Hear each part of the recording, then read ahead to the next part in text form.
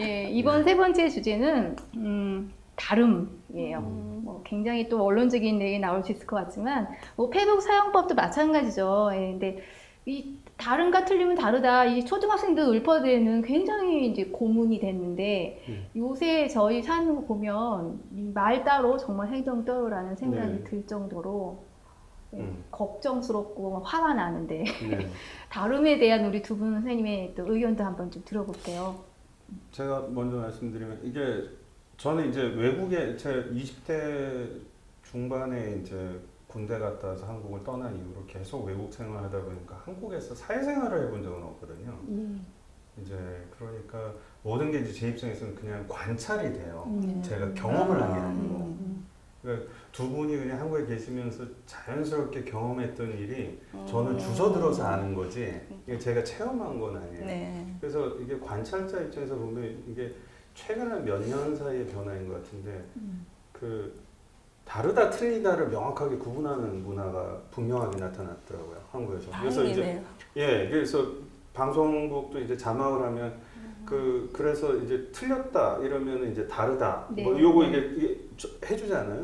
그 영어로 하면 이제 다르다는 이제 different고 틀리다는 이제 wrong인데 이거를 분명히 구분해준 게 예전에는 제가 기억하기에 분명히 섞었었거든요. 맞아요. 그럼 전혀 문제도 안 됐고 근데 어느 틈엔가 이게 딱 구분이 되기 시작하는 거는 사회적으로도 그런 흐름이 있나 봐요. 다르다와 틀리다를 구별을 해줘야 되고 거기에서 제가 눈에 들어온 거는 다르다라는 거에 대한 거를 사회가 이제 분명하게 인식은 하기 시작한 것 같아요.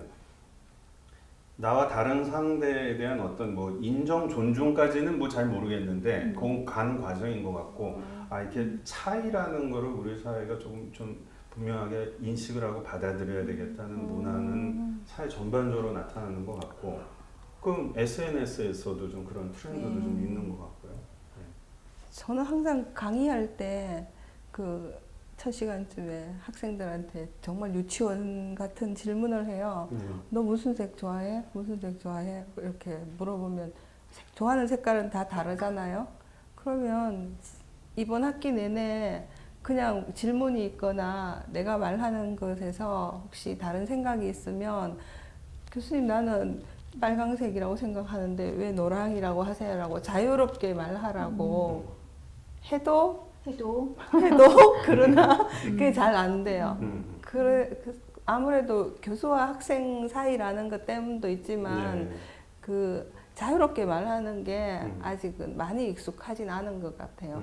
그런데 SNS 상이나 아니면 인터넷 기사 댓글에 보면 젊은 사람들이 정말 공격적이거든요. 그러니까 강의실에서 만나는 20대하고 차이가 엄청나게 많이 나더라고요. 근데 젊은 사람은 아니죠.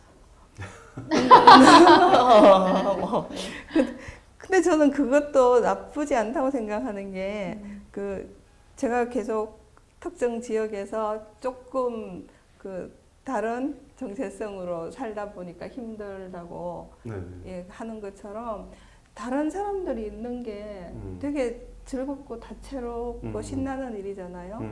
그걸 당연히 인정해야 될 것 같고 또 하나는 뭐 지금 제가 상담하면서 만나는 분들 중에는 성적인 소수자나 아니면은 뭐 이주해서 오신 분, 그다음에 저는 일로 고공농성 하시는 분한테 이렇게 막 사다리 타고 올라가서 상담하고 내려오고 하거든요. 정말 특별한 경험을 하는 아주 소수자들이잖아요. 근데 그분들이 힘들어하는 것들이 사람들이 굉장히 이 처지에 대해서 헤아리지 못한다는 거. 그냥 과격한 사람 아니면 이상한 사람 이렇게. 근데 과격한 사람, 이상한 사람이 아니고 그냥 나하고 조금 다른 삶을 사는 사람이거든요. 그래서 약간 보는 시각을 너그럽게 그런 너그러운 눈으로 나랑 다른 사람들을 좀 봐줬으면 맞아요. 좋겠어요. 뭐 누가 캠페인을 하거나 계도를 시작한 건 아닌데 지금 기억을 하기에도 어릴 때는 그걸 섞었어도 누가 뭐라고도 안 했고 스스로도 몰랐는데 그게 뭔가 이렇게 지적이 되기 시작했던 시절이 분명히 이제 있었던 것 같아요. 네. 근데 말씀대로 다르면 와 나랑 달라라고 신나하는 게 아니라 요즘은 거의 전쟁 분위기잖아요. 맞아요. 달라? 네. 저쪽 가서 놀아. 왜 여기 네, 와서 맞아요. 난리야? 뭐 네. 이런 분위기라서 저는 좀 네. 이게 이 궤도가 네. 좀 세게 들어가야 되나? 아니면 네. 내지는 뭐 계단형으로 발전하나? 약간 네. 이런 생각이 들 정도로 요새 네. 다시 사회가 이렇게 됐지? 네. 라는 좀 생각을 해요. 미국 경우를 우리가 보면서 저는 이거를 그냥 우리가 우리만의 이제 유별남, 우리만의 어떤 사회적인 문제 이렇게 볼 건 아닌 것 같아요. 왜냐하면 네. 미국도 지금 이렇게 이성과 합리가 지배할 것 같고 뭐 이렇게 서로 뭐 토론하고 뭐 이렇게 하면서 상대방의 차이도 존중할 것 같고 그러지만 그 동네 요즘 난리잖아요. 네.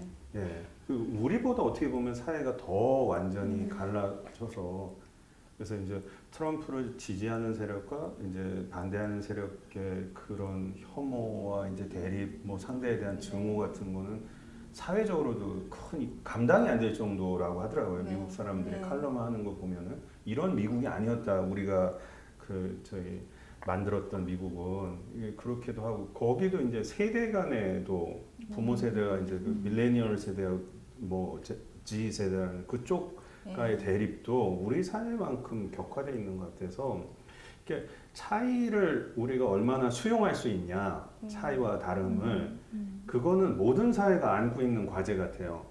딱히 우리 반 그런 거 딱히 아니에요. 그런 것 같지는 않아요. 프랑스도 막 이렇게 똘레랑스의 프랑스도 난리잖아요. 요즘. 예. 예. 그래서 그건 이게 어느 사회든 이렇게 수용할 수 있는 차이와 다름이 있는 거고 수용이 안 되거나 수용을 거부하는 차이와 다름도 있는 것 같더라고요. 저 이렇게 한숨이 나오죠. 저희 딸이 최근에 결혼해서 이제 네네. 갔는데 저희 집에 다니러 와서 뭐라고 말을 하냐면 저하고 집에 살 때 제가 그 팟캐스트를 그 블루투스 스피커로 크게 틀어놓고 들었나 봐요. 정말 신뢰되게 아무리 딸이라도. 그래서 제가 결혼해서 다른 집에 가서 사니까 엄마 내가 많이 평화로워졌어 이러는 거예요. 그래서 왜 이랬더니 평화로운 거야. 오빠랑 사니까 당연히 평화로운데 근데 내가 왜 이랬더니 그 소리를 안 듣는 게 그렇게 그래요? 예. 애고머니나. 그 정치하는 그러니까 팟캐스트를 좀 세게만 하잖아요. 네, 그렇죠. 네. 근데 저는 애가 그걸 싫어하거나 거슬려 하는지 전혀 몰랐어요.